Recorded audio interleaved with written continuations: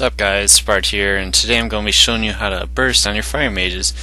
And now I'm guessing some of you might be a little narrow-minded, like, oh, there's only one way you can burst, just deep somebody and pump a pyro into them. But actually there's a couple different ways you can do that, and I'm going to show you how to line up all your cooldowns and get the most out of your pyros, and so you can really go for those killing blows in the battlegrounds or the arenas. And I hope you guys learn a couple things on the way.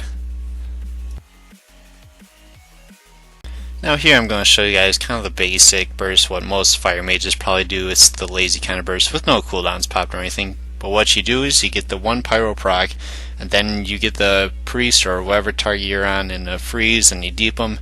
And what you do is you pump the pyro into them, and you do a combust, and they'll get you your second pyro proc, and then you pump that one into them. Simple as that, nothing too much to it. It's a pyro combust pyro. As you can see though, it didn't really get her down too much, got her down to about 40% health, and that was without cooldowns popped or anything like that, but really not too much burst, nothing too scary to worry about in arenas, and they'll recover quick from it. Now here I'm going to kind of show you guys, this is the mother load of the pyros. This is how fire mages one-shot people. Now for this I slow it down so you can kind of follow along a little bit easier. But what you do is you do get your one pyro, and then you go up to the target, you deep freeze them after the frost nova, and what you do is you alter time and you send out the pyro and you alter time back, so you get the heat up proc along with your other pyro, and then you send out that second pyro, and with that heat up proc it turns into another pyro, and it's basically you just get 3 pyros out of it. I'm going to kind of write it out so you guys can kind of see what's going on, because I know it is very confusing to kind of understand. I'm even confusing myself just talking about it. Now as you guys can see here, I have a heat up proc and a pyro, and this is right after I alter timed, where basically that pyro crit that I got from the last one, since I altered time back in time, that turned into a heat up proc and carried over to this one, and then I got the original pyro. After this, it is really just simple. That first part is the only complicated part, but you just pump these next 2 pyros in and you do a combust after it. But that first part is what's a little bit confusing. I'm going to try and explain that a little bit better to you guys.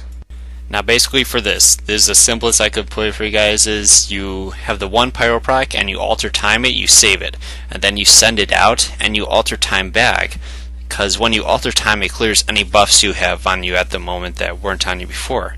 But since you alter time before the pyro actually hits, on your next pyro, when you go back, when you get the original one, you'll have the heat up proc, and that's where that third pyro comes in.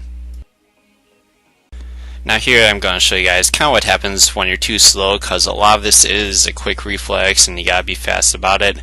But I mean, I'll deep the target, I'll alter time, and I'll send the pyro out, and I already got the heat up proc, but I altered time back after I got it, so it was just wiped off and it wasn't saved, and I just get the one original pyro proc back without the heat up.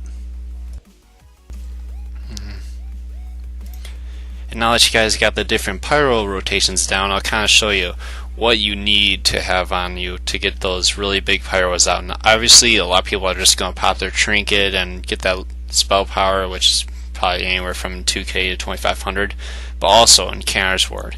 That thing is really underestimated, and I mean it's a 30% increase to spell damage, which is a ton. It's probably even more than your trinket's giving you. Now when you can line these 2 cooldowns up, your Encounter's Ward and the trinket, and you gotta remember with your Encounter's Ward you do need somebody to break it so you get the spell power, which is generally pretty easy. I mean if they're on you it's going to break instantly, it's only 20k, or if you have dots you can use those to break it. But when you line these 2 up, your pyros are really going to hit somebody really hard, and if you get a good rotation down, generally somebody's going to die. And now that you guys know how to burst and all, I'm going to kind of show you some clips of some decent bursts I got in some battleground, and just show you what kind of results you guys can expect to see. And I hope you guys enjoyed the video.